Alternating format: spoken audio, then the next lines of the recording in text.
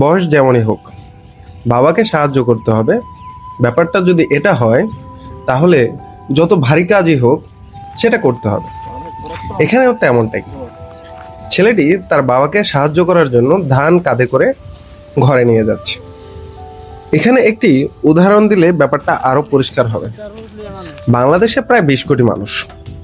যদি কাউকে জিজ্ঞেস করা হয় আজকে আপনি ভাত খেয়েছেন কিনা, তাহলে 100 জনে 99 জন মানুষই বলবে হ্যাঁ, ভাত খেয়েছি।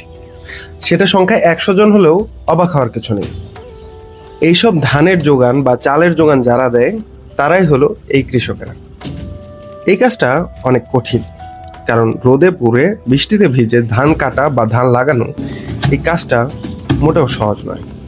এবারের আগাম বৃষ্টিতে ব্যাপারটা আরও বেশি কষ্টদায়ক হয়ে গেছে। এর কারণ হলো, যেমন শ্রমিক পাওয়া যাচ্ছে না ধান কাটার জন্য, একার পক্ষে কারোই এতগুলো ধান একসাথে কাটা পছন্দ নয়।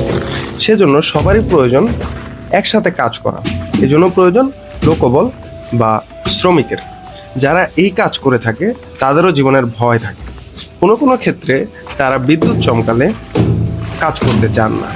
এটাই স্বাভাবিক, জীবনের মায়া সবারই রয়েছে। বিদ্যুৎ চমকানোর কারণে প্রতি বছরই আমাদের দেশে অনেক মানুষ মারা যান। সেজন্য এই ব্যাপারটা আরও বেশি ঝামেলাপূর্ণ হয়ে গেছে।